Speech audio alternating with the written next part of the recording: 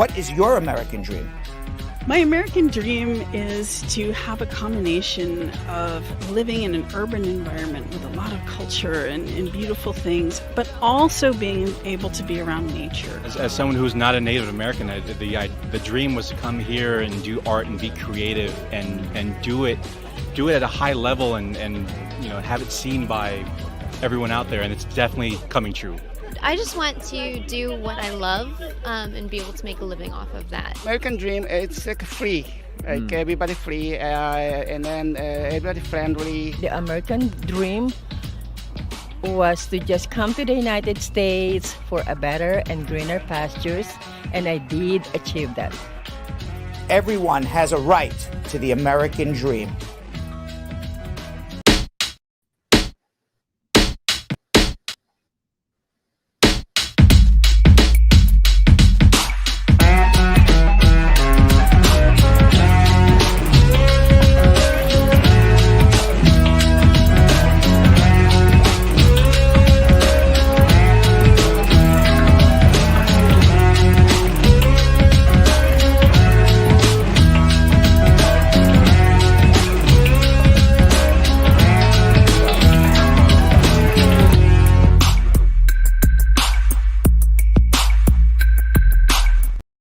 Welcome, everybody. It is Brad Show Live. I am live. It is Monday.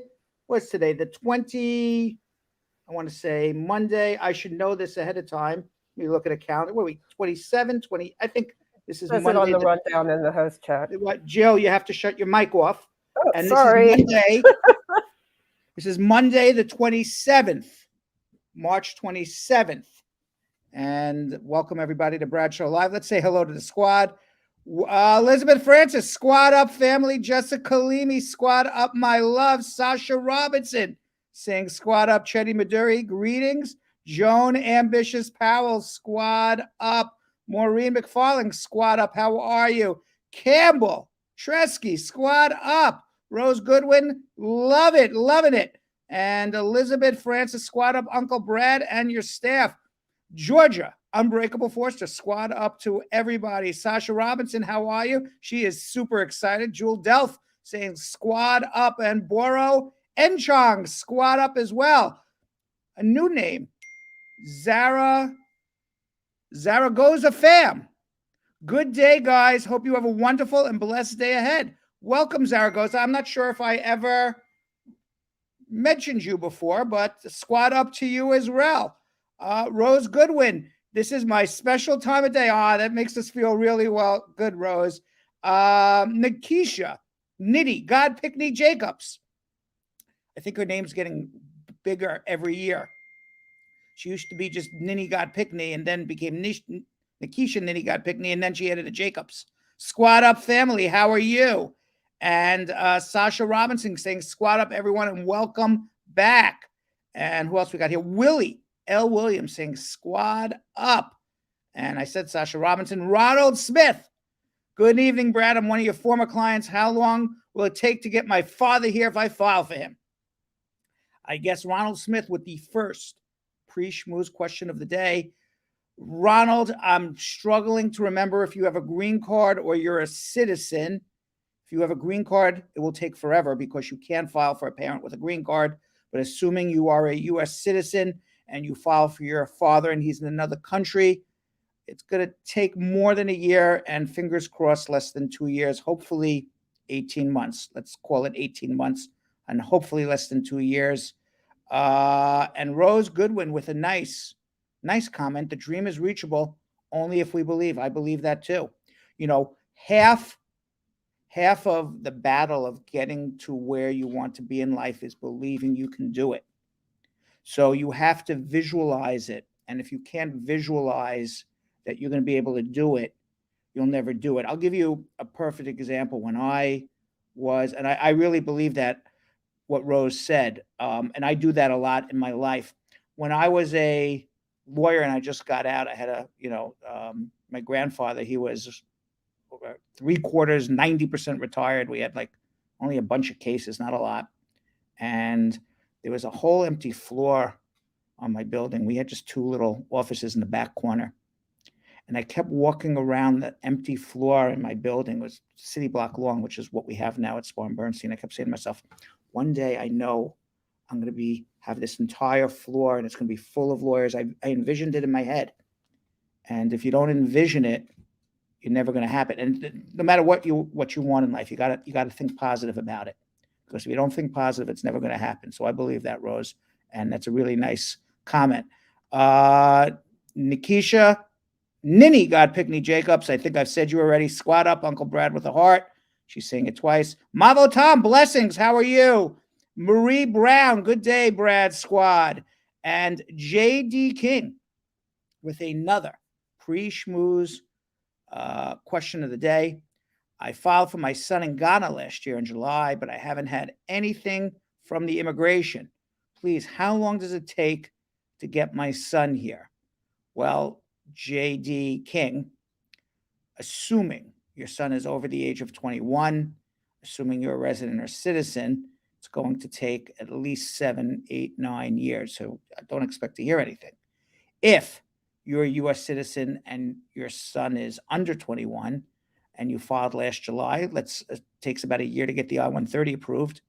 So hopefully within the next few months, you'll be getting the I-130 approved. It'll get transferred to the National Visa Center, and hopefully you'll get your son here by early 2024. Let's see.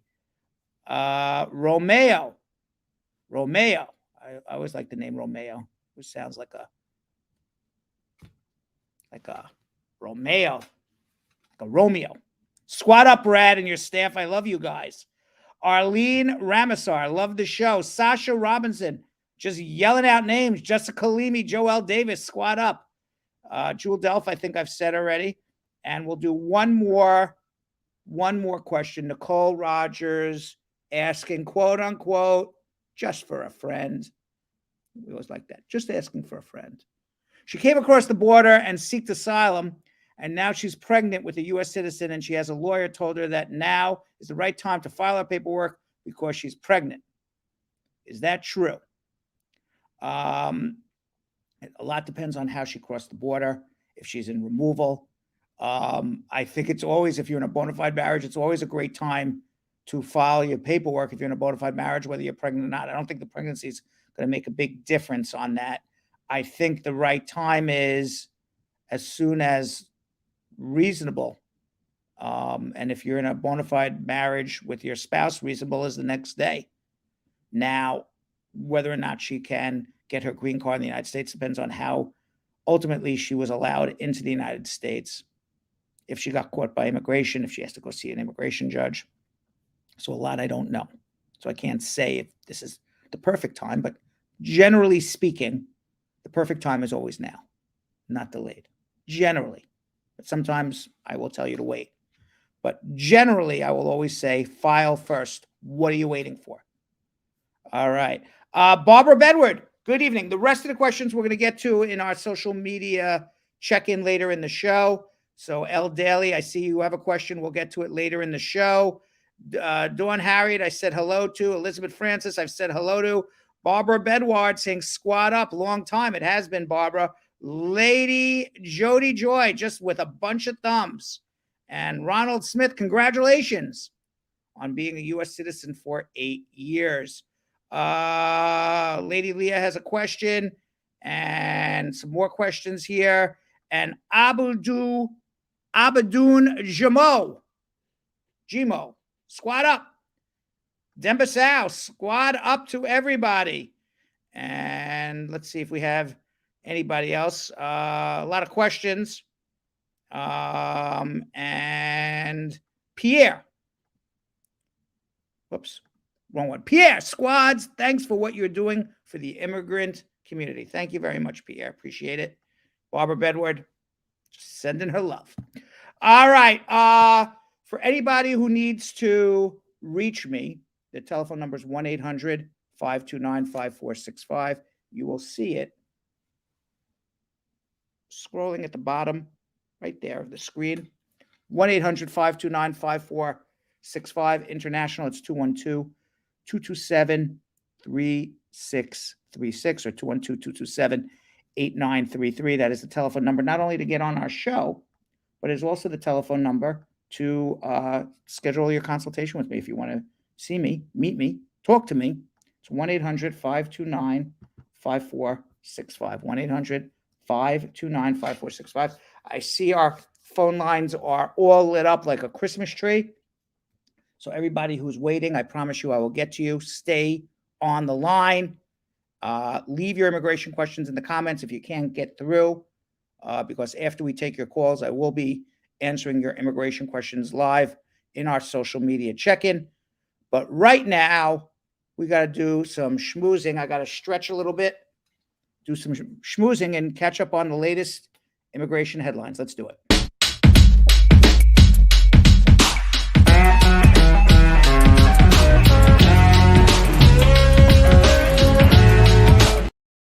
So on March 23rd, U.S. Citizenship and Immigration Services, they announced it has ended certain flexibilities it first announced back in March of 2020 to address the COVID-19 pandemic. And during the pandemic, an additional 60 days was added to deadlines to respond to almost any notice from immigration. So whenever anyone got a notice from immigration, they said respond in 30 days, 60 days, you got an extra 60 days because of COVID. That included requests for evidence, continuations, notices of intent to deny, notices of intent to revoke, notices of intent to rescind, notice of intent to terminate, notice of intent to withdraw temporary protected status, motions to reopen on citizenship, and all appeals. Whatever the deadline was to respond to an immigration notice or to do an appeal, you got an extra 60 days up until March 23rd of this year. That's when the COVID protocols ended. So any notice that anybody receives now must be responded by the date on that notice. Any notice that's mailed after March 23rd. Any notice mailed before March 23rd, dated before March 23rd, you get the extra 60 days. And most of these notices that I just mentioned, you have a 30-day turnaround. So it's going to be much more difficult to respond to RFEs and notices of intent to deny, etc. The one COVID rule that stayed permanently relates to the reproduced signatures. That's photocopies of signatures or electronic signatures. They're acceptable on all immigration forms. You don't need the wet signature anymore. The wet signature being, your inked pen. So you don't have to have an inked pen signature anymore. And that's also a result of COVID, but they made that permanent. So you don't need to have any of those wet signatures, as they like to call it, on immigration forms. You can use electronic signatures or anything off a computer, or a photocopy of anything off of a computer. And another immigration news, lawful permanent residents can now receive their temporary evidence of their lawful permanent resident status by mail rather than physically visiting a field office to receive a temporary stamp in their passport. Also known as the added stamp, which is an alien documentation, identification, and telecommunication stamp, also known as the I-551 stamp, also known as the temporary green card stamp. Those who really know it are those people who filed to renew their green cards and needed to travel and didn't have the renewal of their green cards. The other people who know these stamps very well are people who have a conditional green card and their conditional green card expired, and they filed the I-751 to remove the conditions of their permanent residence, and the extension on that notice was already expired, and they don't have a decision on their I-751, and they would have to go down and wait in line all day long to get a temporary stamp in their passport so they can work or they can travel. Well, now, thank God, USCIS has entered, I don't even want to say the 21st century, hopefully the 20th century, because you don't have to go wait online anymore. They're going to do it through the mail. You can call up immigration on their 1-800 number, and if you need a temporary stamp in your passport to travel or to work because you're renewing your I-90, your green card, because you have a pending citizenship and your green card expired, because you have this I-751 extension going on forever, immigration will take the information over the telephone and then mail you a temporary added stamp, a temporary I-551 stamp that you can use to travel, work, etc. rather than taking the entire day off and waiting online and praying you would get it. Now, some people will still have to go do the wait online thing. And those are people who can't, readily identify themselves, prove their identity. Those where immigration is a question on whether or not you are a green card holder or have a pending citizenship or there's some issue with your case. Those with criminal records may need to go down.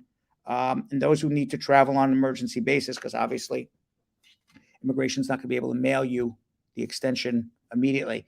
But that saves so much time for so many people. So I'm glad at least in this particular case, the Immigration Service has, come, I don't want to say up to 2023. This is like 1990 technology. Call on the phone and we put it in the mail to you. But it's certainly better than 1950 where they tell you, come wait online. There's no other way to do it. So we're getting closer. Meanwhile, U.S. strikes the deal with Canada over their northern border. According to internal documents obtained by the Los Angeles Times and a source familiar with the negotiations, the United States and Canada have struck an agreement that allows each country to turn back asylum seekers who cross the northern border without authorization.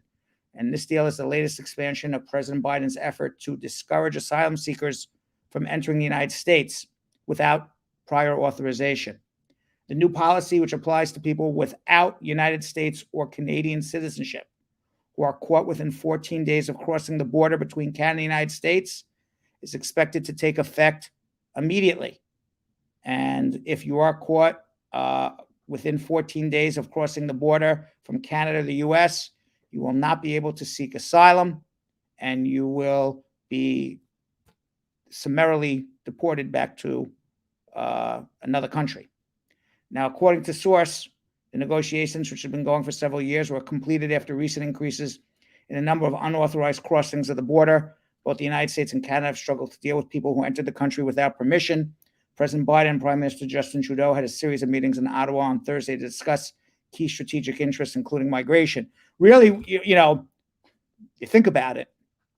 What does this mean? Well, if you get caught within the first 14 days of crossing the border from Canada to the U.S., not going to be able to apply for asylum. So who's this going to reward? It's going to reward people who are really good at hiding. All right. It's going to reward people who smart enough when they cross the border. They don't hang out near the border. They go.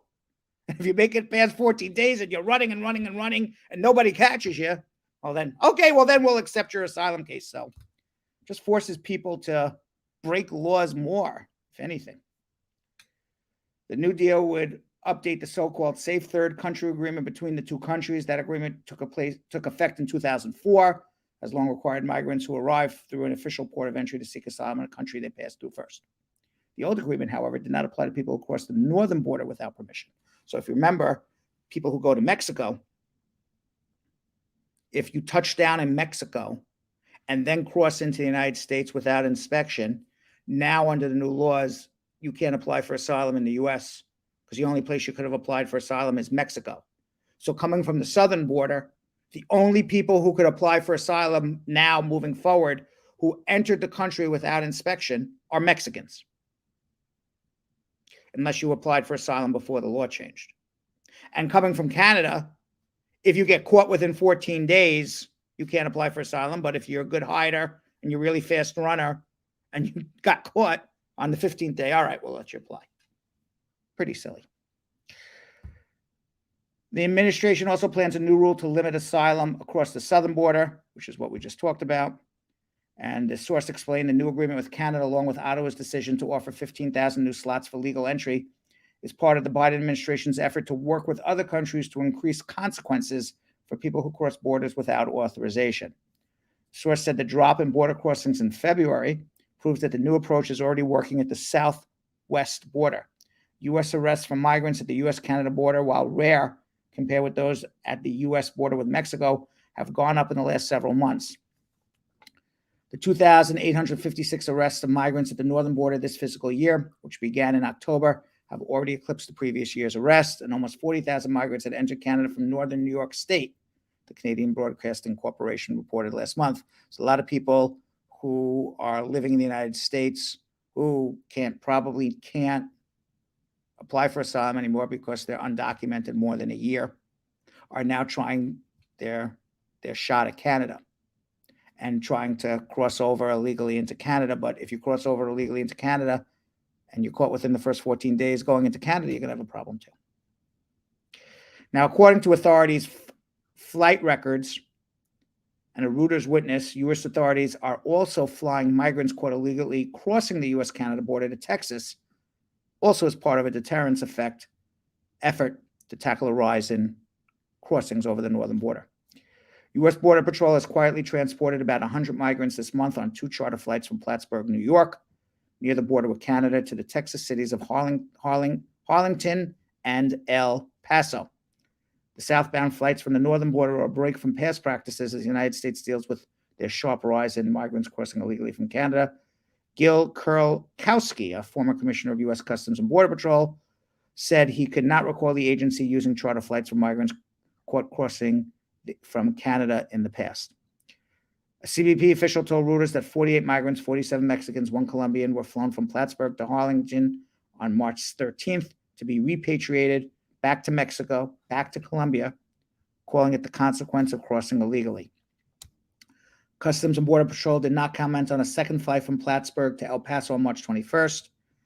Thomas Cartwright, an advocate with the group Witnesses at the Border, who tracks U.S. Immigration and Customs Enforcement charter flights, said given the relatively high cost of the flights, it appears they were intended as a deterrence to send a big message.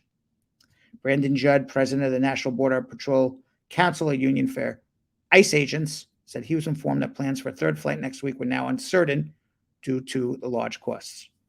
Judd said the vast majority of migrants caught at the northern border are released pending an appearance at U.S. Immigration Court.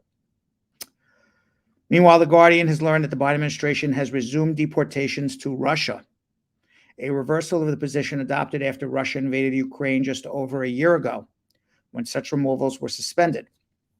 It's unclear when deportations to Russia resumed, but it was recently, and the White House did not respond to a request or for a comment. Russian asylum seekers, many of whom have made their way to the United States in the last year, are now terrified the United States government will return them to Russia, where they can face prison or be sent to the front line, where Russia has seen tens of thousands of casualties and deaths in their war with Ukraine. Migrants from Russia came to the U.S. thinking they could seek asylum and be protected from deportation because of the stated government position. Jennifer Scarborough, a Texas-based attorney whose clients include 4 Russian men who entered the U.S. across the border from Mexico and sought asylum, said these men cited fear of being drafted to fight in petitioning for their asylum. So here is the United States of America arming Ukraine with billions and billions of dollars of military equipment to fight back the Russian army. And the reason why the Russian army is so successful is they have so many people to send into Ukraine, wave after wave of people, even though the equipment that Ukraine has is, from all accounts, superior than the Russian equipment. And now people are escaping from Russia, wanting to come to the United States because they don't want to be drafted into the army. So what does the U.S. do? They send them back to go fight Ukraine. The United States is trying to win the war, and we're sending back more soldiers to fight. Crazy, crazy, crazy. And if you remember, in January 2023, the Biden administration announced parole programs to provide legal pathways to the 30,000 individuals a month from Cuba, Haiti, Nicaragua, and Venezuela to enter the United States with a U.S. sponsor. According to a National Foundation for American Policy analysis, the number of Border Patrol encounters at the southwest border declined by 98% for Cubans, Haitians, Nicaraguans, and Venezuelans as a group between December 22 and February 23. 98% ended illegal immigration crossing over from Cuba, Haiti, Nicaragua, and Venezuela, ended the deaths, ended the walls, ended the everything, just because they came up with a legal pathway to allow people to come to the United States. Amazing, right? When you do a simple right thing. Border Patrol encounters with Cubans along the southwest border dropped by 99.6% from 42,616 in this period to 176 people. Between December 2022 and February 23, Border Patrol encounters declined by 77% for Venezuelans, from 6,182 trying to cross the border illegally to only 1,451. and 99% for Nicaraguans, from 35,361 people trying to cross the border to 402. During the same period, Border Patrol encounters with 3 Central American countries without access to the parole programs changed very little. Border Patrol encounters with Salvadorans along the southwest border rose by 6%. For Guatemalans, encounters declined by only 2%, from 14,000 to a little less, from 14,245 to 13,942. And from Hondurans, from 10,328 to only 9,952. It's amazing if you give a legal pathway to people. And part of this legal pathway is checking backgrounds and everything else. You end the crisis. By the way, in January 2023, Texas Attorney General Ken Paxton and other Republican attorneys generals filed a motion for preliminary injunction to stop the parole programs for Venezuela, to stop the parole programs for Cuba, for Ukraine, Haiti, Nicaragua, which, by the way, is obvious the most effective approach to reducing illegal entry into the United States since the Bracero program, which was a program that increased the lawful admissions for farm workers in the 1950s. So for 80 years, this is the first program that has proven to reduce illegal immigration by a snap of a finger. Now, these Republicans want to end it because immigration's all politics, because they don't want Biden to succeed, because if Biden succeeds, then Republicans will lose. They want Biden to not succeed. They want problems at the border. They don't want to come up with a solution to fix it. And they certainly don't want to put money into it or come up with a program, because then that just all rewards Biden. Now, for this injunction to work to stop the Venezuelan, Haitian, Ukrainian, Nicaraguan, Cuban parole program, the judge would need to override the president's authority to negotiate with a foreign country, since the parole program is part of an agreement with Mexico. Mexico has agreed to accept up to 30,000 migrants each month from the 4 countries who attempted to walk or swim across the United States-Mexico border and have turned back. Now, if these parole programs are stopped, Mexico is not going to accept people either, and then we're going to have a huge swelling of people back at the border. And on March 17th, a key Florida Senate panel approved a measure aimed at expanding Governor Ron DeSantis' crackdown on illegal immigration. And the Republican-dominated panel voted 15-5 along party lines to approve Florida's immigration bill. The measure, SB 1718, would beef up sanctions against businesses that hire undocumented immigrants, allow state law enforcement officials to conduct random audits of business compliance with the law, and increase criminal penalties for human smuggling. The proposal also would ban local governments from giving money to organizations to create identification cards for undocumented immigrants, and would establish that Florida will not recognize driver's license issued to undocumented immigrants in other states. The bill, sponsored by Spring Hill Republican Blase Ingoglia, also would require hospitals that receive Medicaid reimbursements to begin tracking how much money is spent on undocumented immigrants in emergency rooms. And it would repeal a 2014 state law allowing undocumented immigrants to practice law in Florida. Part of the proposal aimed at curbing human smuggling would make it a felony for people to transport, conceal, harbor, or shield from detection a person they know or reasonably should know has entered the United States in violation of law and has not been inspected by the federal government. So that would basically, anybody who rents a home to someone they know is undocumented, a lawyer like myself who a client retains to help them solve their immigration problem, knowingly helps somebody who's undocumented. I would be breaking the law if I was in Florida and this bill goes through. Now, opponents of the measure said the changes would put hundreds of thousands of Floridians, including landlords, like I said, lawyers, like I said, religious leaders, pastor at a church helping somebody, all at risk of becoming criminals and going to jail. Critics also argued that the hospital data collection requirement in the bill could discourage undocumented immigrants from even seeking medical help. People would be dying on the street. Florida Governor DeSantis, who has not declared his candidacy but is considered a top contender for the Republican presidential nomination in 2024, has frequently clashed with President Biden's administration over immigration issues. And last month, the governor rolled out a sweeping immigration plan that mirrored Ngoglia's bill. Now, assuming this comes into law, assuming it does, there will be a lawsuit right away. There will be an injunction.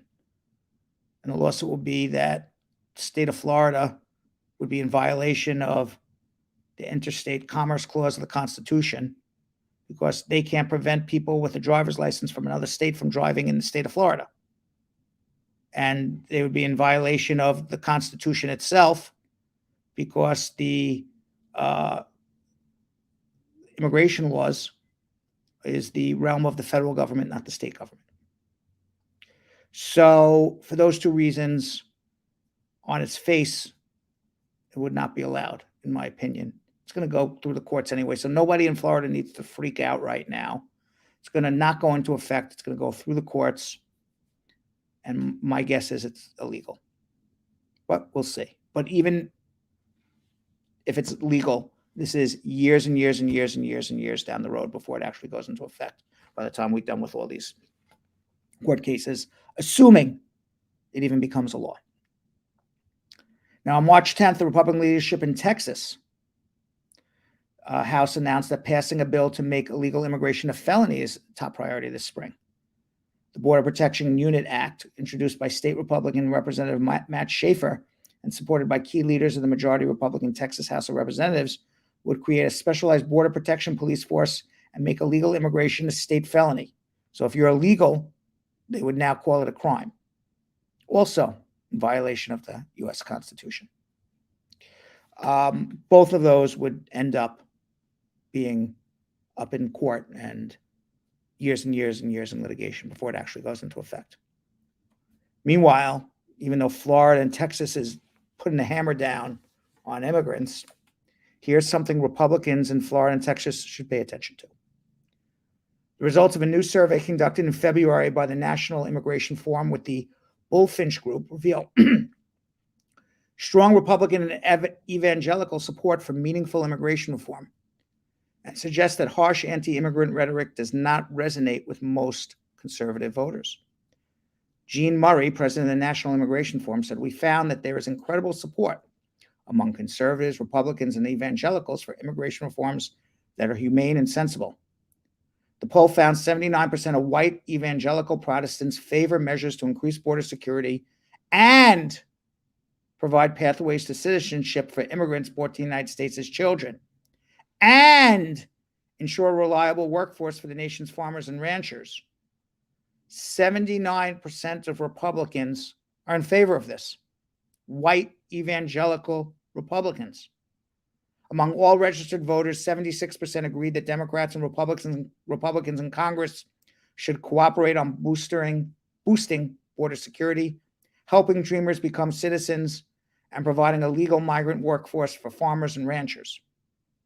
Strong majorities also said they would support the U.S. providing refuge for individuals and families fleeing serious persecution and torture, and would agree that welcoming newcomers to our communities is an American value.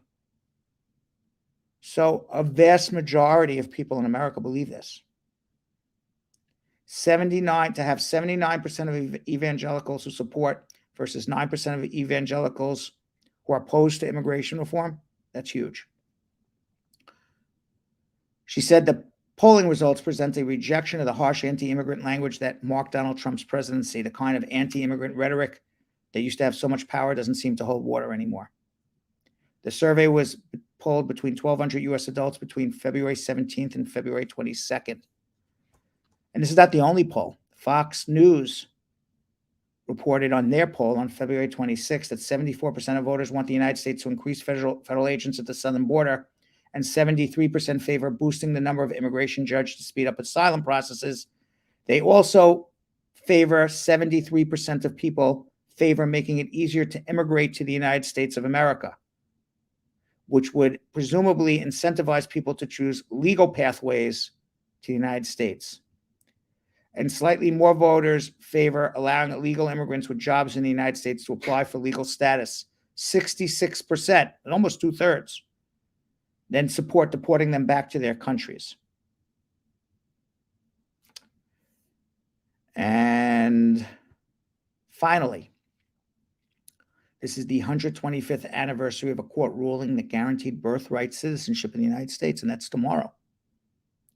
In a 6-2 decision issued on March 28th, 1898, the United States Supreme Court held that Wong Kim Ark had acquired United States citizenship at birth, and that the American citizenship, which Wong Kim Ark acquired by birth within the United States, has not been lost and has not been taken away by anything that can happen after his birth.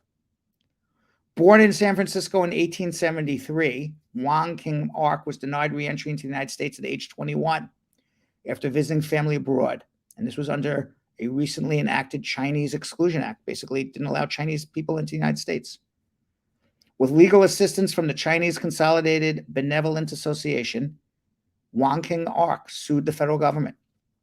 In 1898, the Supreme Court recognized that birthright citizenship is guaranteed under the 14th Amendment. And once you're a U.S. citizen and born in the United States, it never goes away. You can never take it away. The 14th Amendment was ratified in 1868. It opens with a citizenship clause. It reads, all persons born or naturalized in the United States and subject to the jurisdiction thereof are citizens of the United States and the state where they reside. The Supreme Court addressed the meaning of this provision in the case, ruling that because Wong Kim Ark was born in the United States and his parents were not employed in any diplomatic or official capacity, the citizenship clause of the 14th Amendment automatically makes him a U.S. citizen. Ming Shu Chen, law professor and director of the Center for Race, Immigration, Citizenship, and Equity at University of California Law Schools in San Francisco, said, the legacy of Wong Kim Ark is a bulwark in the continuing struggle to define who gets to be an American. It stands for the proposition that children born in the United States are American, notwithstanding if their parents are Black, if their parents are Asian, if their parents are Latinx. You were born in the United States, you're an American. Period. On March 23rd, University of Michigan law professor Sam Ehrman spoke about the Wong Kim Ark and birthright citizenship at the University of California Law School in San Francisco, and the white supremacist origins of the United States legal arguments that citizenship should be based on one's parents rather than one's birthplace. Ehrman said, we today live in an age where birthright citizenship is again under attack, because up until that day in 1898, many people were denied citizenship who were born in the United States of America because of who their parents were. And that ended 125 years ago tomorrow. John Trevina, former dean of the University of San Francisco School of Law, said Wong Kim Ark is a reminder that the Chinese-American leadership on civil rights dates back to the 1880s. Victor Q, treasurer of the Asian Pacific American Law Student Association at University of California Law School in San Francisco, said, the story of children of immigrants fighting for their legal recognition is part of the broader American story. And that is our schmooze for the day, folks. I'm going to be getting to your immigration questions very, very soon. But in this Brad Show Live VIP outtake, Spar & Bernstein client Sally Jimenez tells us about her experience working with the law firm of Spar & Bernstein to get legal immigration status in the United States for her and her children. Let's watch.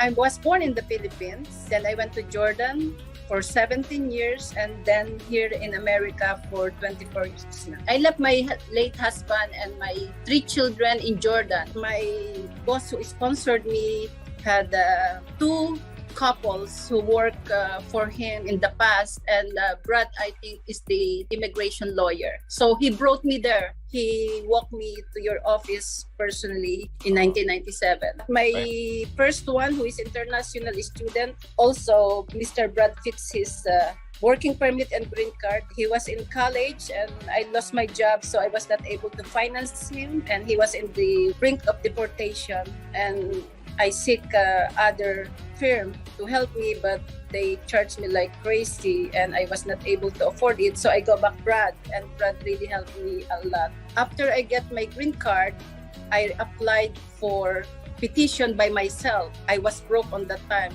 so I was not able to hire a lawyer, and unfortunately I filed a wrong petition form. Instead of 6 months, it took 6 years before I got them. It was a very, very long wait.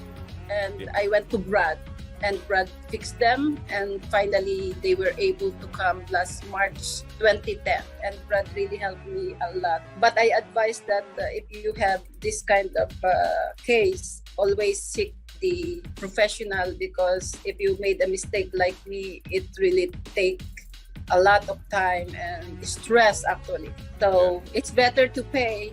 And Brad is very good to give us a payment plan and no stress at all. He helped. So that's the reason why I want to share my testimony that he is amazing. The good thing is I granted the death wish of my husband. I'm proud of myself. I can say that. Thank God for Brad. Without them, I cannot make it.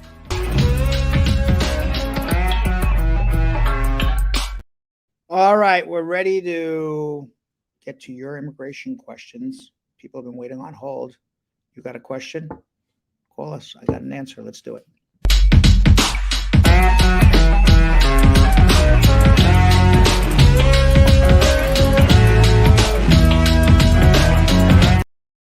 All right, we're going to go to Kay in Bridgeport, Connecticut. Kay. Hi, Brad. How are you? Hi, Kay. How are you? I'm not bad at all. All right. Okay. So, Brad, let me ask you. Last year, it would be 13 months now. I submitted my I-130 with my I-485, and we changed to I-360. However, I haven't gotten any work permit or travel document. I log on to the travel document processing time, put in the travel document, and it said that I could have sent a query. So I sent it into the Vermont Center. I'm not sure if I did the right thing there. How positive are you that your adjustment application is still pending? Yes, because my attorney did an abeyance. Did a what? My attorney did an abeyance. An abeyance? What's an abeyance? Yeah, an abeyance. Hold in abeyance.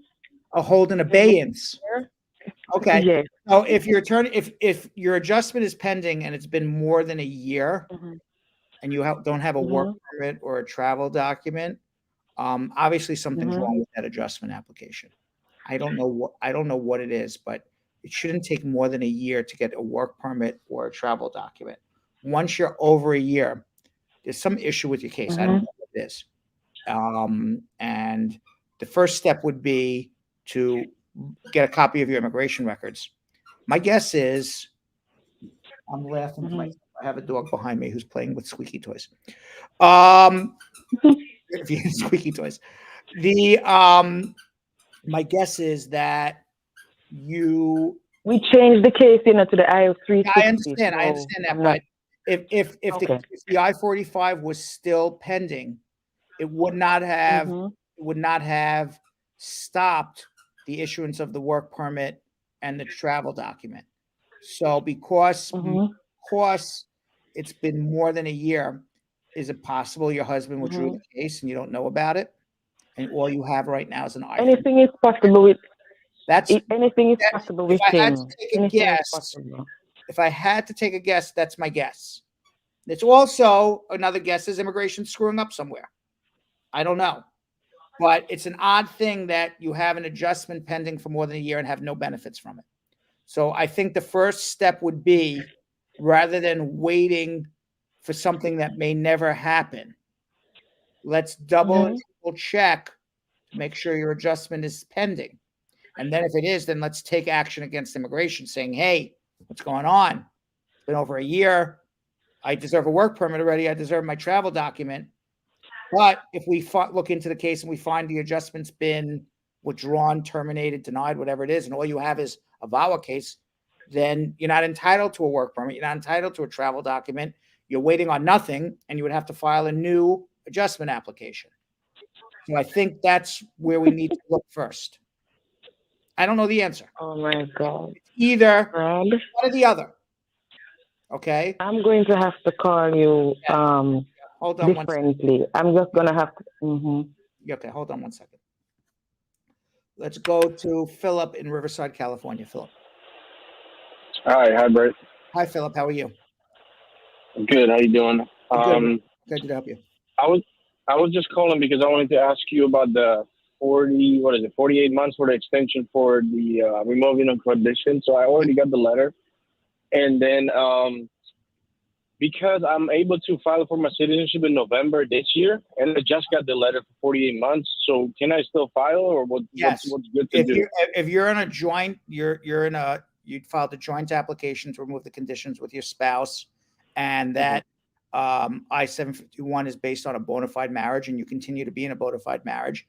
At 2 years, 9 months, and 3 days, which is 9 months and 3 days after the expiration of your conditional green card, file for your naturalization. And you will get a naturalization interview a lot faster than waiting on the I-751. And when you get the naturalization interview, they will interview you both on the I-751 and the naturalization, and hopefully you kill two. Oh, so they don't have to invite you first for the interview for the I-751? No. You're a resident. Okay.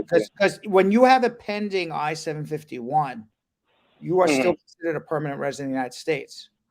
And what the law says is, if you've been a permanent resident of the United States for 3 years and you're in a bona fide marriage with a U.S. citizen, you're entitled to citizenship. What they can't do is say, okay, you're entitled to citizenship, and we're not going to make you a citizen for years. It's a violation of your rights. Okay, so that's pretty much so the citizenship application usually takes like a year or so, right? Yes. Even less than a year. Okay. Oh, that's you're gonna need a lawyer because they're gonna with a fine tooth comb. I don't know if you ever heard that saying before. It's an old saying. I feel like I'm dating myself when I say fine tooth comb, but basically they're gonna really, really look into your marriage. So I would make sure you've got all your T's crossed, your I's dotted. All right. Hold on. Okay, everything. Yeah, hold on. All right, let's go to Rondell in Concord, North Carolina. Rondell. Hey, good evening, sir. Hi, how are you? My question, I'm fine, thank you, sir.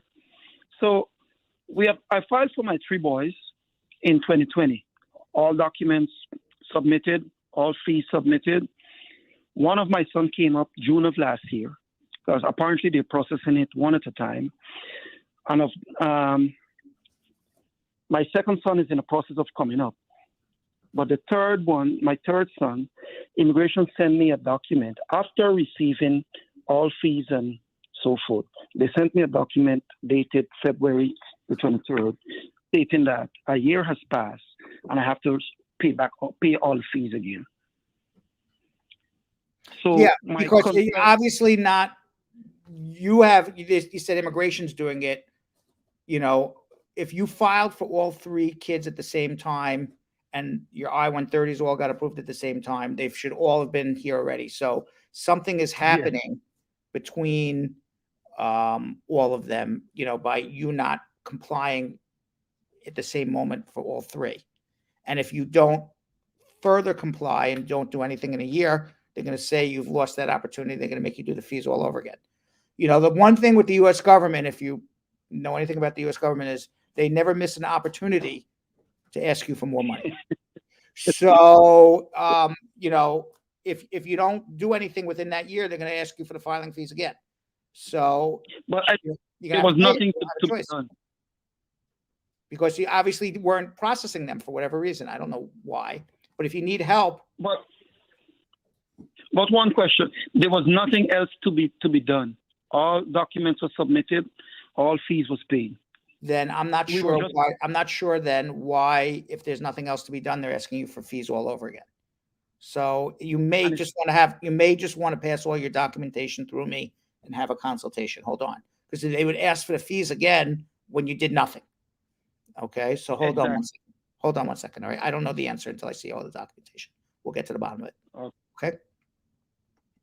All right, let's go to Jordan in Providence, Rhode Island. Jordan. Get to the bottom of it. Hello. Hi, how are you? Yeah, pretty good. Is that Brad? It is Brad. Oh, good. Sorry, I was listening you on YouTube here. Then you just caught me by surprise. So anyway, got a question here. I'm originally from Jamaica and came down here on a B2, B1, B2 visa, tourist visa. Mm-hmm. Then in between, I filed for asylum before the expiry of 1 year, and my case was referred to court. And in between there, I kind of was, I met another girl, and we became like girlfriend, but we were living together in like roommating, and later on she accused me of rape. And the case went to the court and was dismissed. This is way back in California in 2014. So, but in between there, my case was referred to the court for the asylum case because they said I did not meet the threshold for credible fear. And but in 2017, I married a U.S. citizen. The I-130 was approved. But when we did the ACH hearing, the judge requested a police report.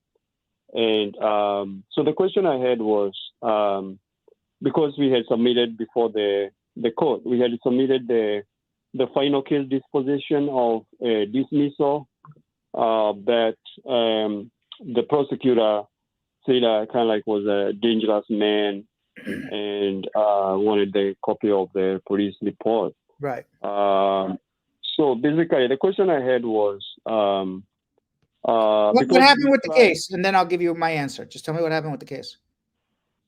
All right.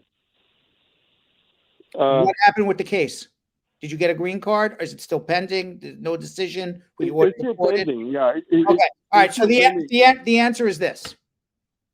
Yeah. Even though you don't have a criminal record, you have to prove you're a person of good moral character. So what the process, in order to adjust your status, and what the prosecutor in court was saying is, you're not a person of good moral character. You're a bad guy. Yeah. And even though you weren't convicted because of a technicality. But everybody who can see all the evidence here sees that you raped this girl. And you're a bad dude. And we don't want bad dudes in our country. That's what he's saying. I'm not saying that's what you did. I'm not saying you raped anybody. I'm just saying that's what he's doing. Yeah. And your lawyer's job was to say, my client had a bad day. Everybody's entitled to a bad day. Everybody's entitled to be accused of things they weren't accused of. And my client had a bad day. And having a bad day doesn't make you a bad person. As a matter of fact, he's a good person. And here's the proof why he's a good person. That's what your lawyer needed to do. Whether he did that or not, I don't know. But now you're calling me too late because you already had your hearing. So now you just have to wait. Now you got to wait on the judge. I don't know what was, we can't have the hearing again. But basically, he actually, the judge requested us to produce a police report and also file the affidavit of support. You see, like it was showing like the reason they wanted the police report was to prove you're a bad dude, or you're a good guy, because police reports never put you in very nice light. Police reports always say you're a bad person. That's why the police arrested you. We came to the scene of the crime. The woman was crying. She claimed she was being raped. She claimed she was being beat up. And listen, maybe you did it. I have no idea. I'm just, or maybe you didn't do it. I'm just saying, you know, what the reality is. Police reports never put you in the right light. So Yes, your I lawyer's agree. job was not to produce a police report, which yes, he had to, or she had to. Your lawyer's job was to produce documentation to show you're a good person. Because a police report shows you're a terrible guy. I can almost guarantee you. But again, it's water under the bridge now because you already did it. So you're calling me too late. So word to the wise for everybody out there. Don't call me after the fact and say, hey, what should I do? Call me before the fact so we can fix it. All right, but you got to wait for a decision now. And then call me when you get a decision. Okay, because there's nothing I can do now. All right, hold on. Andrea in Baltimore. Hi, Brad. Good. Hi, Andrea. Yeah. So I have a question. My husband filed for my son who is in Jamaica. Yes. And the I-130 was approved and sent to the National Visa Center. So my problem is we had moved and I changed my address. I changed it online and I also sent in the paper form and I changed it with the post office. But then I see they sent a letter to the old address. Mm-hmm. And you didn't get the letter? No, I didn't get the letter. It went, I don't know where it is. It's not at the old address and it's not at the new address. And there's no way I can contact the NVC. I don't know how to get to them. You don't know how to contact the National Visa Center? No. There's a form, there's an inquiry form online, which I did fill out and submit, but no one responds to me, no one answers. Okay. Hire a lawyer like myself, and I'll deal with it. Okay? Because you gotta call them on the phone. There's a telephone number. If you don't know how to call them, or you don't know how to reach them, or they don't answer the phone, hire a lawyer. We'll call them for you. Hold on. That's, I mean, simple as that. Hold on one second. Okay. All right. Let's go to Sam in Columbia, Maryland. Hello, Brad. How are you? Hi, how are you? I'm pretty good. Thank you for your informative show. I have a very quick question. I don't want to take your time. But I have my question is regarding to my my nephew. My nephew is 15 and a half. He's not 15 yet, and his my brother died. My brother died, and his mom right now cannot take care of him because of the financial hardship. So now where's your nephew now? They living in he live in Iran. In Iran. Yes. He's 15 and a half, and I wonder if I apply for like an orphan petition.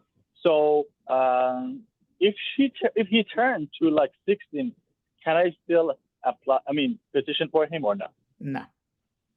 Has to be done before 16, and you have to go through a certified adoption agency to do a pre-adoption. And honestly, I've never done an orphan petition with Iran, but I would assume Iran's not going to be too happy to allow orphan children to go immigrate to the United States. So let me ask one more question. Mm-hmm. Yes. So my parents have a green card, and they just came back to country because they couldn't leave my nephew by himself. So is my father can petition for him as like a son? No, because he's a grandparent. Grandparents can't file for grandchildren, unfortunately. Then there is no way. No. Unless we apply for like maybe a student visa or something else. Correct. All right. Thank you very much for the informative show. I really like the show. Thank you. Have a wonderful day. Thank you. All right, let's go to Anne Marie in Tampa. Anne Marie. Hi. Good evening, Brad. Mr. Brad, how are you? Good. How you doing? I'm fine, thank you. Yes, I have a quick question for you. If a U.S. citizen child over 21 filed for her mom and her green card got denied, however, they asked her to file an I-601 form, and that was denied as well. Can any one of her children refile for her? No, because you can't get she got denied for being inadmissible, probably for misrepresentation or a criminal act, one or the other. And you can't, well, let me ask you this question. What was she denied for? Okay, because it was a mistake that made on her visa form back home in her country. Misrepresentation. Said it's not a mistake. It's misrepresentation. Okay, said it was you can chalk it up to mistake. U.S. government says you lied, or she lied, or whoever it may be. Misrepresentation. If you lied, misrepresentation, you made a mistake on the form. You can't get a waiver. Common law marriage. You can't get a waiver through a child. So the reason the 601 waiver was denied is it's automatic denial. You can't get a waiver through a child. The only waivers you can get for misrepresentation are through marriage to a U.S. citizen or through a parent who's a U.S. citizen or a resident. So this children can't help. It's only a wife or parents can help. Okay, so can she marry to a U.S. citizen? If it's a bona fide marriage, absolutely. Okay. But not through children. Okay. Okay. All right. All right. All right. Let's go to Chris in Jacksonville. Chris. Hey, Jeff. Hey, Brad. How you doing? Good. How you doing? I'm doing great. So what I wanted to ask you, right? So basically, we filed our, I-130 and 485, for the adjustment of status. So what happened was my wife hasn't been working for the past 3 years, and when we filed initially, we did it. Your wife is filing for you, Chris? Yeah, my wife. Yeah, my wife is filing for me. Your wife hasn't worked for 3 years, so you would need a second affidavit of support from someone else. Yeah. Did you get that? So basically, we had her mom did that. Okay. So for the 2022, she made like $52,000 for the mom. And for the other year, she made like $42,000. But for like the 2020, she made like $28,000. Question for you: do you have any children that you and your spouse need to support? No. Okay. Does mom have any dependents on her tax returns? No. All right. So you're a family of 3 people: mom, her daughter, who's your wife, and you. Family of 3. That's more than enough. It's more than enough money. Yeah. Okay, then cool. And also, what I wanted to ask you, we currently live in Florida, and I know that, more than likely we're gonna get the Jacksonville field office, and I was just wondering if that's something to worry about. As long as you're in a bona fide marriage, you have a good affidavit of support, you don't have a criminal record, it wouldn't matter whether it's Jacksonville, Alabama, Alaska. Pick any of the bad immigration offices. You're entitled to a green card. Don't worry about it. Atlanta's a bad office too. Okay, then cool. And what I wanted to ask you also, so we filed and they got it on the 22nd of March. So how soon should we look for a receipt notice? About 8 weeks later. Okay, then cool. No problem. So thanks for your help, Brad. All right. Good luck. Okay, bye. Okay. Let's go to Innocent in Minneapolis, Minnesota. Innocent. Yeah, hello. Good. How are you? Yeah, I'm doing good, Uncle. You? Fantastic. What can I do to help you? Yeah, Mr. Uncle Brad, I came through the United States through Mexico. So I got married to my wife. She's a green card holder. So I have a pending asylum decision from the judge. So I went for the individual hearing, but I'm still waiting for the judge decision in the mail. Mm-hmm. So I don't know if it is possible for my wife to file for me while we wait for the judge decision, or do we have to wait for the judge decision before my wife? Well, your wife's put in an I-130 visa petition for you, because if the judge denies your case and you have to leave the United States, at least you're somewhat on the way to being able to return. I would file the I-130 certainly, and then wait for the judge's decision on the asylum, and then let's figure it out from there. All right. So for now, my wife just have to put the I-130 petition. The I-130 petition in. You already had your individual hearing, so you're not going to go back to the judge and say anything yet. Just file the I-130 as a backup. Wait for the judge's decision. If you get a negative decision, call me and have a consultation with me. All right. So how long does it take for the I-130 petition if my wife are in for me? Over a year because you're married to a resident. Oh, okay. All right. All right. Thank you. Then I have one more question. I applied for my renewal of my work permit. It's been 13 months now. Nothing. I called the immigration. They say you have to keep wait. I didn't handle it. I don't know, but it shouldn't take 13 months. All right. All right. Then I have one more question. But the only thing is that my wife, she's a student, so I'm the one that I am working. So I don't know if there is any issue that the government or my ex that. Well, it has nothing to do with your asylum case that your wife's a student, but if she's going to sponsor you, you may need an affidavit support in the future from someone else. But I do work. It doesn't matter. You could be Donald Trump. Donald Trump was undocumented. He would need an affidavit support from Melania and a relative because Melania doesn't work either. All right. Okay. Thank you. All right. Let's go to Lynn in San Diego, California. Lynn. Hi, Lynn. Hi. Hello. How are you, Lynn? Good. Good. How are you? Good. What can I do to help Good. you? How are you? I'm fantastic. How can I help you? Good. How are you? I'm fine. Okay.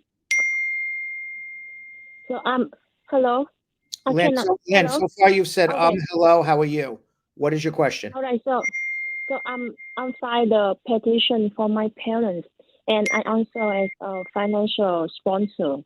But the last year, 2021, I filed a single tax return, which is my income is 80,000. And this year I get married, so I joined with my husband for the filing tax.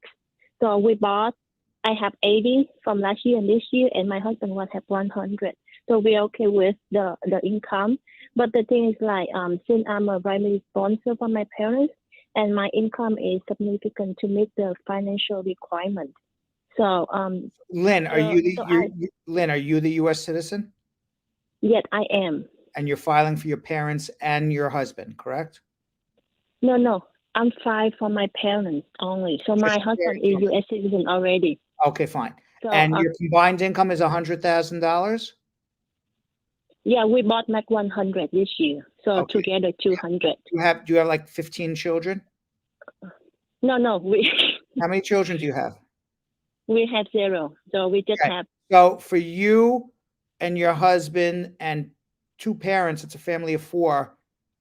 $100,000, you can't support a family of 4 with $100,000 income above the poverty level. Of course you can. It's not a problem. Yeah, but I know that, but I will file the Form A64. But my question is do my husband need to sign the Form A64A or not? Because actually I don't need his income. You will file an I-864 and your husband will file an I-864A. And really, because I thought my husband doesn't need to because we don't need his income to sponsor my parents. I understand that, but on your tax return, it's hard to determine whose income is whose because you file a joint tax return. So it would be beneficial for your husband to sign the I-864A. So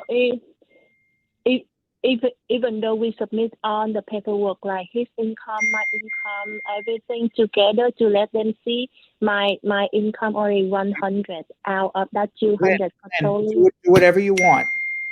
I just gave you my answer though. I mean, thank you. What I'm telling you to do is you do an I-864, your husband does an I-864A. It's a simple thing. Oh, yeah. And then there's no problem. You have no problem. All right. Thank you. Thank you very much. You're very That's welcome. all. Thank you. Let's go to Francisca. Hey, how you doing? Good. How are you? I'm good. What can I do to help you? I was calling because right now I have DACA, and I am married to a U.S. citizen. And I was trying to adjust my status, but I end up catching like a felony charge. A felony? It's not a felony. I mean, it's a criminal charge. I'm sorry, it's a criminal charge. I'm sorry. But now I end up having like diversion. And I wasn't sure if I'm still able to like adjust my status. What you got into a diversion program? What state was it in? Alabama. Okay.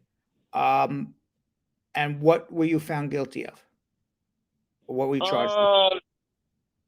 It was property of 4th degree. So it was a theft offense. Right. What did you say? It was a theft offense. Yes. Yes. So I'm not familiar with the diversion program in Alabama off the top of my head, but I'll tell you generally about diversion programs. There are two forms of diversion programs. One form of a diversion program is you go to court. The judge says, I'm not going to tell you whether you're guilty or innocent. I'm not going to ask you whether you're guilty or innocent. What we'll do is we'll just say, go take a class on theft, or go pay a fine, or stay out of trouble for 6 months, and we'll dismiss the charges. And if it's that type of diversion program, that's the one I have. I don't know for a fact. Okay. And if it's that diversion program, then that's not a conviction for immigration, but you still have to prove good moral character. There's another diversion program where you go to court and the judge says, I'm gonna find you guilty, but what I'm gonna do also for you is if you do this program or pay this fine, after you do that, I'm going to dismiss the charges. And people get confused a lot whether they're in the first or the second one. The second one is a conviction for immigration.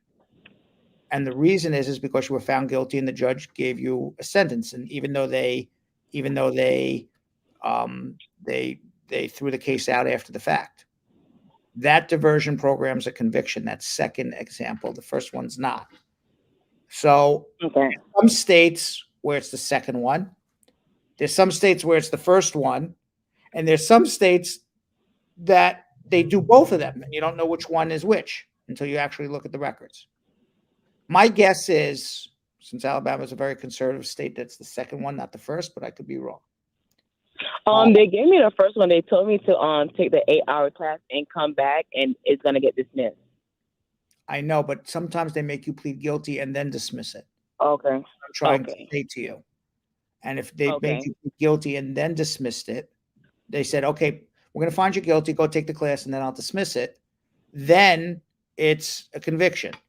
And then depending on how serious of a conviction will depend on whether you need a waiver or not. So I think I need to see the disposition to tell you 100%. All right. So hold on. Hold on. Let's go to Paulette in Portland, Maine. Paulette in Portland, Maine. Portland, Maine, you're on the air. Going once with Portland, Maine. Going twice with Portland, Maine. And Portland, Maine, unfortunately, does not get their question answered. Let's go to Rita in Anchorage, Alaska. Rita. Yep. Hi, how are you? Rito, excuse me. Good. Yeah. Hello. Good. How are you, Rito? Good. How are you, sir? Good. What can I do to help you?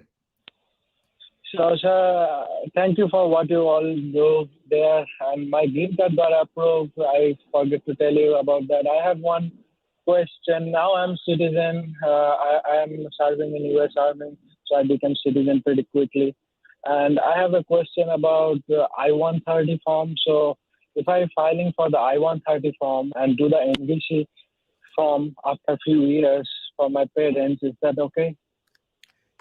If you do the I-130 form and what at the NVC? So I want to get approved with the I-130 form because the fees, I think, going to go up soon. Yes. So I'm gonna get it done, the I-130 get it done. and then later on do the NVC processing and do the embassy That's the processing. way to do it. You just file the I-130 first. Are your parents in another country? Yes, sir. Okay, so all you need to do is file the I-130, one for mom and a separate one for dad, and file it this month, and you'll beat the filing fees. After the I-130 is approved, they'll transfer the case to the National Visa Center, and then you'll do that portion. Okay, sir. But my question is like, how long is that valid? Is there any validity period? Over a year. Over a year for the I-130 right now. Over a year, but I want to. My parents doesn't want to come right now, so probably It's over a year, so it's 3-4 perfect. years. They don't want to come anyway right now. Yeah, but I want to get the I-130 approved, so later on it will be much quicker process.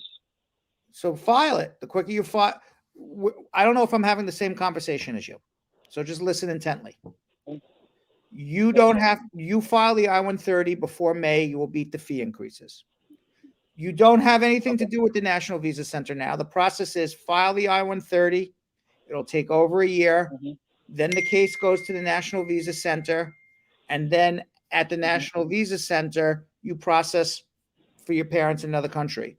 You could slow things down and not respond so quickly and probably to make the case go 3.5 years if you had to. Okay, that sounds good, sir. Okay. Thank you so much. All right. Good luck. All right. Let's go to Kerry in Dallas. Kevy in Dallas, excuse me. Hey, Brad. Good evening. Hi, Kevy. How are you? Yeah, I'm good. Yeah, I was calling to ask. I filed a VAWA I-360 like 3 years ago. Then last year, I get married. And when I get married, then last year... When you file, just so you know, when you file the I-360 and you get married and the I-360 was not approved, that's the end of the I-360. So yeah, now, that's what I'm trying to say. No, excuse me, let me finish. What happened now is that 2 weeks ago, I discovered my I-360 was approved. Too late. And huh? Too late. Okay, it's too late? Too late. Okay, that's I can't You use got married. As soon as you get married, that ends the I-360. So you got to go with the second wife now. Okay, I don't know why they approve it. That's why I'm... Because they probably didn't realize that you're married. Sometimes the left hand doesn't know the right hand. Oh, there's no way. I don't need to use this VAWA no more. Nope, you can't. You got married. Okay, I just need to wait for my... current wife. Okay. Okay, good luck. Okay, thank you. Right. Just word to the wise, if you get married and you have a VAWA case going, it's the end of the VAWA. Ronaldo in New York. Hey, how's it going? Good. How are you? Good so far. I have a question, quick, short. I did my citizenship interview on October 9th, and the lady told me that 2 weeks after, I would get a letter in the mail for my oath ceremony, and I'm waiting up to this minute and still haven't received anything. Okay. Why do you think? Why do I think? Why do you think you didn't get it?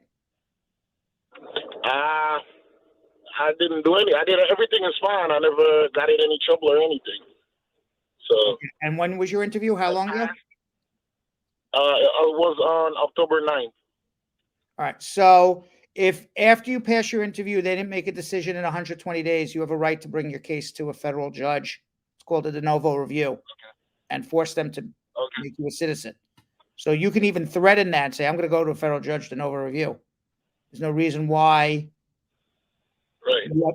you're violating my rights 6-7 months later. I'm entitled to my citizenship. So the only way to protect your rights is go to court. Let a federal judge make a decision. You threaten it, it'll happen very fast. And if you need, and you just can't say, I'm going to do it. You have to put the whole lawsuit together, send it to immigration, say, you see this lawsuit? It's going to court tomorrow. Okay. And I can help you with that. Hold on 1 second. All right. So that is our telephone calls for the day. We're going to go to social media check-in very shortly. I just want to remind everybody about our social media platforms. You can follow us on Instagram at Bradshaw Live for the best 30, 45 seconds of our show. You can follow me on Instagram at Real Brad Bernstein and also see snippets of my life and the show and communicate with me, talk to me directly. You can follow me on TikTok. Ask your immigration question, and I may give you a video response to that question for the entire world to see. And of course, you can also follow us on Twitter at Bradshaw Live. Later in the show, I'm going to be answering questions from viewers who are writing their questions in the comment section right now in our social media check-in segment. But at this very moment, if you have been following our last few shows, you know I've been giving advice about construction accident claims.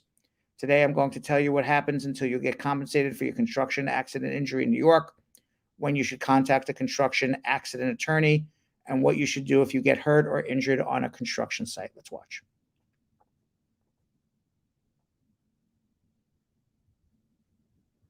Hopefully we'll watch. The time following a construction accident may be extremely difficult for you and your family.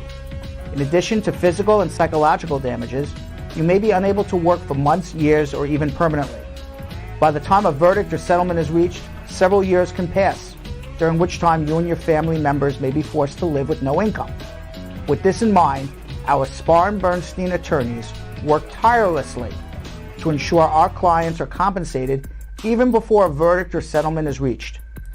The sooner you seek legal representation, the better. Immediate contact with experienced attorneys will ensure you get workers' compensation you're entitled to. Pursue a timely investigation to secure the necessary evidence, and communicate with specialists who can estimate your future expenses in regards to medical bills, rehabilitation, lost wages, and more to make sure you are adequately compensated. If you are hurt on a construction site, the first thing you do is call 911 and wait for an ambulance. An ambulance is the quickest way to obtain medical treatment, and an ambulance report documents that you got injured at a construction site. Do not get driven to the hospital by a coworker or a boss. This will delay medical treatment and provide an opportunity for the liable party to dispute if the accident happened at the construction site. Make sure you take out your phone, or if you are too injured, ask a coworker to take out a phone and document by video and photos your injury, and to also document the condition of the construction site by video and photos at the time of your accident. Construction sites change all the time, and this will be your only opportunity to document the condition of the construction site at the time of your injury. Make sure you also get medical treatment at a hospital. And when you're at the hospital, be thorough in describing your injuries. An insignificant injury can become a big problem later and will be more difficult to prove it is related to your construction accident if you did not complain about it from the inception of the accident. Do not talk to anyone about your accident other than your doctor or your lawyer. Anything you say to a coworker, your employer, or a site safety supervisor may come back and haunt you at a later date. Make sure you keep all your appointments with your doctors.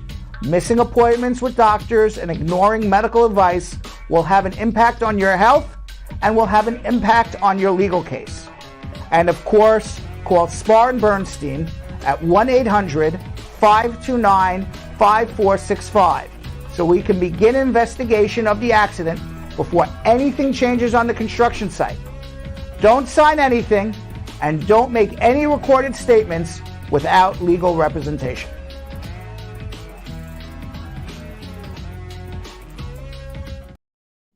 All right, we're ready to do our social media check-in. Leave your questions, comments, issues, and problems in the comment section. I'm going to get to that right now.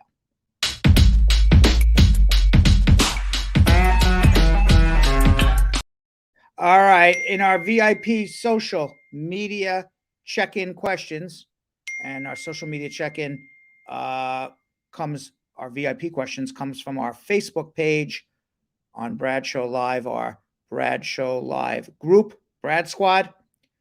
All you got to do is join the Brad Squad and you get your VIP questions answered first.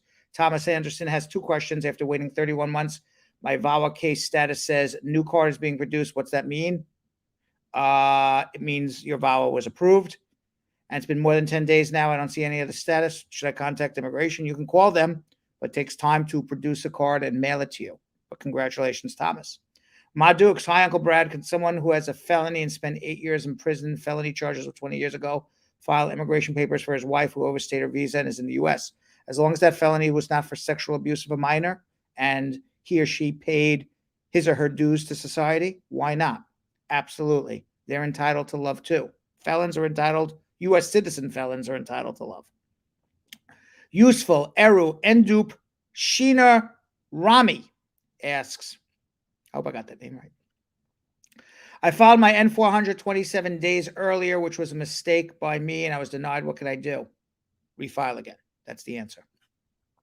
Yuli Vick, how hard is it to get a waiver approved on a removal of conditions after divorce and a marriage-based green card? Well, if it was a bona fide marriage and you can prove you live together with your wife and you're now divorced, you've now proven a case to get a green card. So it's not relatively hard. Leona Brown, if my husband had already sponsored me on his affidavit support, but now we want to file for the kids, we both filed taxes together this year, so his salary amount has increased. Doesn't mean me and him filing together automatically increases his income. Yes, because you get to include all the members of the household. So he would file an I-864 and you would file an I-864A. So the answer is yes. All right, let's go to our social media check-in here on our show. L. Daly asks, hi, Brad, my friend. Let's see what she asks here. My friend, removal of condition was denied and she got to file a waiver, but it's pending for 3 years. What can she do to get them to make a decision? You can file for your citizenship because she's been a resident for a long time. She can file a mandamus and threaten to make a decision. I don't know if I would be doing a mandamus if she's already been denied one time and now she's doing a waiver, but eventually they'll get to her. There's no rush because she has her permanent residence. It's not like she doesn't have permanent residence. So me personally, I would just wait for them to make a decision. Edat Itun, can been in removal proceedings prevent you from having adjustment of status despite an I-360? Yes. If you've been ordered deported or removed, you got to reopen the case first. Absolutely. Camille Grab, hey, Brad and team, how long from the National Visa Center to U.S. Embassy in Poland? I'm EB3 at NVC March 22 and still no appointment. Well, if you're documentarily qualified since March of 2022, you got a problem. So it's not so much how long you've been there at the NVC, it's when did you become documentarily qualified? Are visas available to your priority date?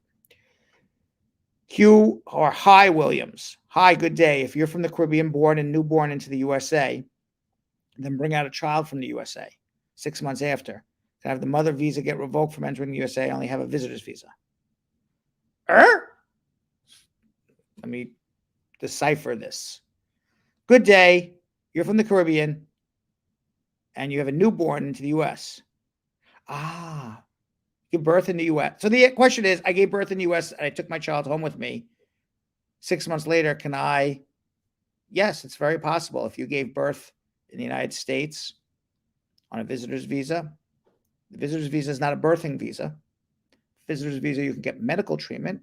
So if you're coming for medical treatment and a birth happened, then it's okay. But a visitor's visa is not a birthing visa. It's certainly not a visa to give birth if the U.S. government paid for any of it too. You'll definitely get it taken away at that point. Brad, can I go to my second interview without my husband? I don't know what second interview you're talking about. I need to know more. Tiana Thompson. Hey, Brad, if you crossed the border and they gave you a paper saying not admitted or paroled, what's the next step? You're in removal. They claim you entered without inspection. And most likely scenario for you to be able to get a green card is file for asylum, but you got to do that within the first year of entry, assuming you have an asylum claim. Avagay Whittle, squat up. If you don't file for asylum, what's your best chance? After crossing the border? After you cross the border in these days, you jump the fence, went under the fence, through the fence. You have two choices. file for asylum within a year, get married, and argue that you were paroled into the United States and you didn't enter without inspection. Those are your two choices. There's no third choice. Giwa Hakim. How long will it take to get employment authorization card in New York after biometrics? January 30th, 2023. Biometrics generally take 3 to 4 months to process, and then the work permit takes a little time to process. So hopefully, February, March, April, hopefully by May or June, you should have your work permit. Scorpio King. I have a marriage-based case. It's been 231 days on my I-765. How much longer do I get my work permit? One more question. How long does a medical last for whenever you get it? If you file it within 60 days of your application. If not, you have to get it within 60 days of your interview. I don't know why it's 231 days and you don't have your work permit. You should have it. I didn't handle your case. So all these questions, how come I didn't get a work permit? Well, I didn't handle your case. Because if I handled your case, you would have had your work permit by now. Nisha, hi, Brad. What happens after getting a prima facie determination? Well, you filed a VAWA application. You got a prima facie determination. That means the government said you presented minimum evidence of good moral character, abuse, and a bona fide marriage. So collect government assistance if you need it. Then wait for a VAWA approval, which will take several years. Hi, Williams again. I answered that question. Let's see. Camilla, I was 7 years in 2008 when I came to the USA with a parent under the A2 visa. I filed the adjustment of status under Section 13 in 2012 and denied in 2016, never appealed. Now I'm 21. Can I adjust my status? Why do you think you can adjust your status when you're 21 years old? You came here working for the U.S. Embassy. Your parents were working for the U.S. Embassy. And then you filed an adjustment saying you're staying here is in the national interest. So why is it that you're 21 now and you can adjust? You would need to get married or have a child who's 21 years old to file your adjustment. But you just can't turn 21 and say, oh, now I can get my green card. Boss Lady Mar Ebanks. If someone filed for asylum, had an interview, and the case was referred to an immigration court, what are the consequences? And can the person get married and bring their marriage certificate to court? And what will happen? Consequences are you're in deportation. And the government wants to deport you. Whether or not you just don't show up with a marriage certificate and say, hey, I have a marriage certificate, I want to get a green card. You got to prove it's a bona fide marriage. So don't show up with a marriage certificate to court, file an I-130 on a bona fide marriage. Then take it from there. Monique, Bachelor of Science Nursing, registered nurse, classroom. Quite a name. Question, I'm a Jamaican nurse. I figured that one out. Working in the UK, and I have an I-130 filed with an F1 category. My priority date is 2020. Can I still apply for a work visa? Yeah, you can apply for a work visa. Absolutely. As a registered nurse, you're not going to get a work visa unless you are an emergency room nurse, or a high-skilled master's degree nurse working in a master's degree job, or a nurse administrator. But what you can do is apply for a green card as a nurse, and it's pretty fast. And absolutely, you could do it. Dawn Harriet, Brad, someone who's over 6 years old and on Social Security wants to marry a spouse. Would you need a second affidavit support? Probably, yeah. But they can still get married. Just get the second affidavit support. Carla Stewart, good evening. My question is, I'm overstaying my visa. What advice do you give me on this matter? Because I'm so stressed out. The first advice is to people before they overstay on the visa is think about what they're going to do before they overstay. A lot of people just overstay on their visas and then say, oh, now I'll worry about it. And now I'm stressing out. Think about what you're going to do beforehand. Speak to a lawyer before you overstay. Speak to a lawyer before you overstay, because maybe there's ways you can stay in status. I don't have an answer for you other than have a consultation with me, and I'll go through all your history and we'll figure out the best way to help you. But the best way to be less stressed is get somebody on your side like myself who can help. Flip Moravec. Hey, Brad. Just wanted to ask you what is going to happen when I file for citizenship while the I-751 pending, because they extended to 4 years now. You can file for citizenship after you've had a conditional green card for 3 years if you're in a bona fide marriage with a pending I-751. It'll make it go faster, and you'll be a citizen faster. Amina Lee, I had my I-45 interview on March 14th, 2023. I got approval on the spot. I asked the officer to change my green card. Do you think they will cause a delay for me when it comes to receiving the green card? To change my name on the green card. I don't think it'll delay your case. I guess change your name. I don't think it would delay your case. Jamila, if someone lived abroad and overstayed and then returned back to their country, they was told that they have to stay in their country for 10 years. After they serve their 10 years, could their United States citizen daughter file for them, and will they have to file a waiver for reentry? Your U.S. citizen daughter can file for them after 8.5 years. The bar is 10 years from going into the embassy to get the green card. So I would have the U.S. citizen daughter file 8.5 years after the overstay, figuring it's going to take 1.5 years to get the interview. And after you've been physically out of the United States for 10 years, they could get their green card. They do not need a waiver. So the bar is not a bar to filing an I-130. The bar is a bar to walking into the embassy to get a green card. So 10 years and a day after you left, if you have a visa appointment, you can come back without a waiver. So start the I-130 before the 10-year bar is up.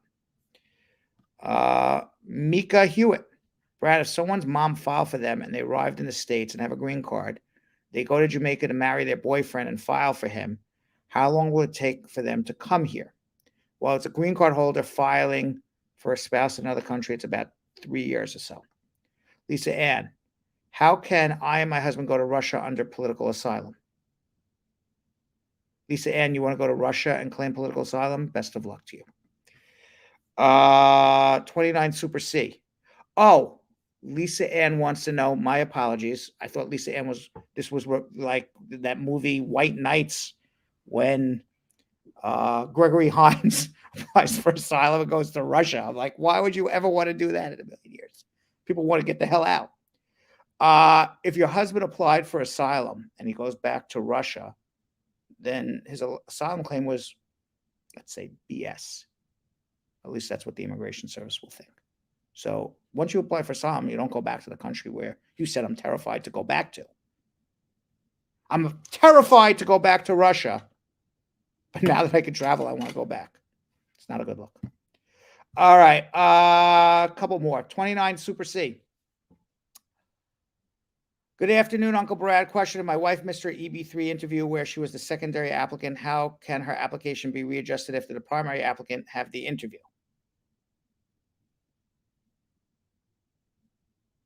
I don't understand. My wife missed her EB3 interview because she was the secondary applicant. I guess you got your green card, but your wife didn't show up on the interview, but she's derivative of you. Because I remember you were getting sponsored in a job. So she was derivative of you. She has to contact the U.S. Embassy and schedule the appointment. Orlando, I had my 10-year green card since 2021, never traveled back to my country. Well, I have a problem when returning back to the USA, got my green card through marriage. You will not have a problem coming back as long as your trip is for a short duration, 2, 3, 4 months. It's perfectly fine. Good luck on your trip. All right, we're going to do 2 more questions. Katie, 1876, Jamaica. Hi, Brad. My VAWA was approved. What's the average time for my green card to file? Well, after your VAWA is approved, you file the adjustment. You should get your green card about 9 to 10 months. Congratulations. And last question in our social media check-in. Hi, Brad. Can the immigration lawyers fight to change the law for parents filing for their age and married children, their immediate family? Immigration lawyers are not fighting to change the law, being frank with you. Congress has to change the law. There are immigration advocacy groups that are fighting to change the law, many of which I belong to. But I can't change the law, and I can't tell Congress to change the law. All I can do is represent people. It's not my job. My job is to represent people as the law stands. But I'm not a political activist, although I belong to different organizations and put my money towards political activism. I'm not a political activist per se. I'm a lawyer who helps people with whatever the laws may be. But yes, I want them to change as well. Okay, so that's our social media check-in. I want to talk about my interview with investigative journalist Annie Hylton. After a 6-month-long investigation into working conditions in the commercial laundry industry, investigative reporter Annie Hylton shared her findings in an article for Dissent Magazine called Dirty Laundry. Not only are the workers, many of them immigrant women, exposed to unsafe conditions, but sexual harassment is also a problem in many of the facilities. Annie joined me to discuss her findings and the importance to everyone, regardless of their immigration status, the importance that everyone has a right to a safe and harassment-free work zone. Let's watch. So we're here today with international investigative journalist Annie Hylton. Annie writes about gender, immigration, human rights, conflicts in the Middle East, Central America, East Africa, among other things. She has recently written an article for Dissent Magazine called Dirty Laundry, exposing the abuses in the laundry industry, especially as it pertains to immigrants in the United States of America. Thank you so much. Thank you for having me. So give us a few examples. You have uncovered a lot of sexual harassment in your article. You uncovered a lot of dangerous work conditions, especially in the commercial laundry industry. Give us a few examples of what you've uncovered. By far, the most common thing that I heard from people is just lack of basic safety equipment and training. So the women who I profiled in my piece told me that they didn't even have gloves to wear. So when they were dealing with laundry, some people would get poked by syringes and their fingers would start bleeding. Some of these locations deal with hospital linens, and so dirty syringes can be thrown in with the linens. There are some pretty extreme examples, and the most extreme being, of course, death with some of these larger machinery. And there was also, you uncovered sexual harassment as well. Indeed, yes. For example, one of the women who I spoke with a number of times, who's at the center of the piece, was sexually harassed for months and months and months by her manager, and he would touch her inappropriately and send her notes and try to get her to have sex with him, and at one point touched her genital area, and this sort of happened within the facility, not to that extent, but many similar complaints. Did you ever speak to anybody about them complaining to a supervisor or complaining to whether there's a licensing bureau or whatever for laundromats? What were the consequences of their complaints, if they did make any complaints? Yeah, so in this instance, the women were told that they had a union, that they were represented by a union, but every time they tried to call, they didn't get a response. So they didn't really know where to turn. And, eventually one thing led to another, and a number of them had gone to a nun in the community who then led them to the attorneys. And then the EEOC picked up the case, and what ended up happening is that a number of the women faced retaliation, like lowered hours, more laborious work. I think they knew what to expect, and they decided that they were going to go forward anyway. And a couple of them left just because it became too difficult. And, I think a lot of them, I think every single one of the women involved in that case has since left the laundry. And how many women were involved in that case that you were aware of? 8 of them. 8 of them. And there was a settlement. So, yes. Are you aware of what it was? Are you free to talk about it? Or it was a confidential settlement? Yeah, it's part of the public record. So it was $582,000 divided by the 8 women, and then as part of that, the company agreed to incorporate sexual harassment training into the workplace. It's important to make sure that people understand their rights. One of the things that I tell my clients as an attorney is never allow anybody to threaten you about your immigration. As a matter of fact, turn it back on them. You want to call immigration? Here's the telephone number. Be my guest. Don't ever be scared, because that's the ultimate power over somebody, an employer has, to say, I'm going to call immigration, but they're basically shooting themselves in the foot because now immigration is going to fine them for hiring illegal aliens as well. So it's very rare that employers will actually call the immigration service on their own employee because it's going to actually affect their own business as well. Do you have any last words or thoughts before we say goodbye? And again, appreciate you coming on. Yeah, I really appreciate you having me. I think my last words would be, if you're experiencing something like this, like the women who I talk about in this piece, I know it's difficult and I know it's scary, but you need to tell somebody and you need to get help because you don't deserve this. And there are rights in this country, even if people tell you otherwise. You deserve better. I agree with you 100%, and this is something that needs to be said, and it's probably not only in the laundry industry, but many industries, and I'm glad that you put a spotlight on it, and again, thank you very much for coming on the show and providing your insight. Thanks again. Thank you for having me. Okay, you're welcome. All right, thank you very much, Annie. If you are experiencing workplace hazards or harassment, we recently spoke about the fact that it's happening in many instances. Occupational Safety and Health Administration will now give you a U visa to immigrants who help expose workplace rights violations and crimes. So if you're experiencing these issues in the workplace, you could even get immigration benefits by exposing it and also protecting yourself in the same breath. All right, we're ready for our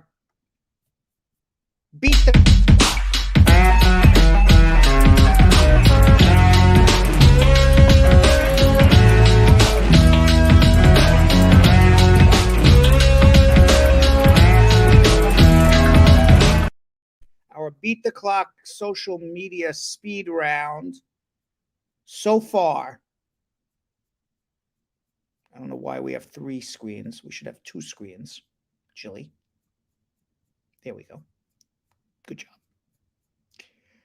So far, since I've been doing the show from home, we're 0 for 2.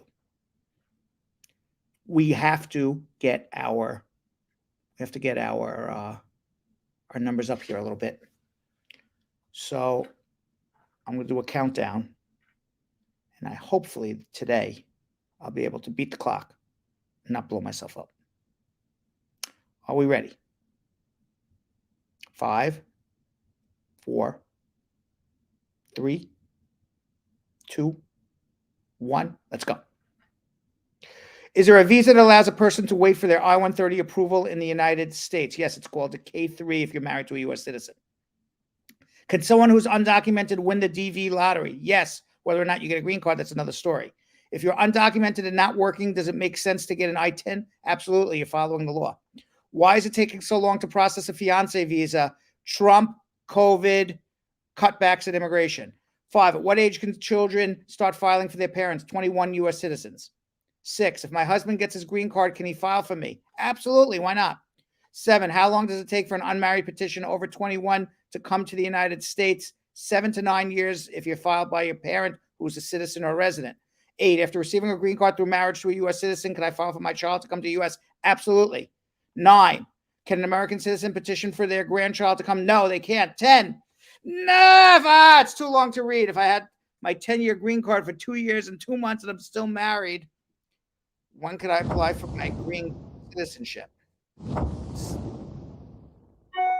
7 more months if you're in a bona fide marriage. All right, we get the idea. Next time. We got closer this time. But I didn't get the 10. All right, comments of the day, Julie. Comments of the day. What do we got?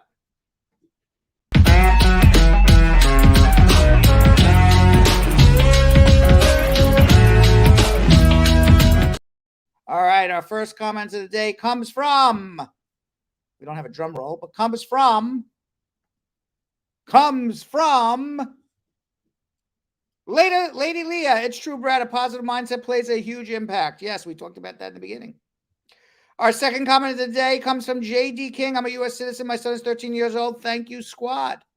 Our third comment of the day comes from Kanita Edmond, he's the best guy. Hire him. I agree, Kanita. Our fourth comment of the day comes from Sanny saying, hi, squad. It's great to be home in a very long time to catch Uncle Brad and Squad live. And our last comment of the day comes from Romeo Swires. I must say a big thank you to Brad and his staff for the continued hard work you guys are doing. You have helped a lot of persons tremendously. You're such a blessing.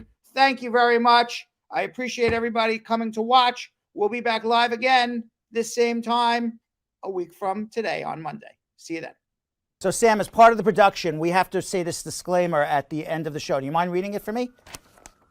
Okay, but you know, Brad, I have to do everything around here. Forget it. I'll do it. The proceeding was information only and not specific legal advice. Consult an attorney about your individual situation. Prior successful results do not guarantee a similar outcome in the future. To make an appointment with the Spar and Bernstein Law Firm, located at 225 Broadway in New York City, call 1-800-529-5465. That's 1-800-529-5465. Easy to remember, 1-800-LAW-LINK. That's 1-800-LAWLINK. Once again, make a call to 1-800-529-5465. And of course, link up with the law offices of Spar and Bernstein, located at 225 Broadway on the 5th floor. If I were you out there, make the call, make the link, make the connection, make it Spar and Bernstein. 1-800-LAWLINK. That's 1-800-529-5465. And visit us now at our Connecticut office, 221 Main Street, Suite 501, Hartford, Connecticut. Visit us in Connecticut or in New York at 225 Broadway. That's 1-800-529-5465. 1-800-LAW-LINK, 1-800-529-5465.